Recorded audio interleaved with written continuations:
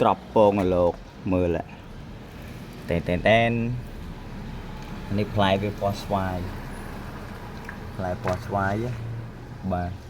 មកដើមនេះសើតនៅបាត់ដំបងឲ្យមកហើយនេះជីវ៉ាន់ស៊ុយគ្រាប់ពូតជីវ៉ាន់ស៊ុយដែរប៉ុន្តែអូបលយោមុនដំបងថាដុសច្រើនឥឡូវដូចបានតែប្រហែលគ្រាប់បាទហើយនេះដើមអីស្គាល់អត់នេះអាហ្នឹងអុយម៉ួយបាទហើយយើងមើលនេះអីលេខមកកញ្ចុំនេះ4ដឹងកាន់ផ្លែអត់ទេចាំតាមដានជាមួយគ្នាបាទដឹងកាន់ផ្លែអត់ទេណាទៅមានប៉ុណ្ណឹងផ្ទះមានអីទេអានេះជីវ៉ាន់ស៊ុយស្លឹកធំបាទអានោះចង់អេតិបិសោមកទេណា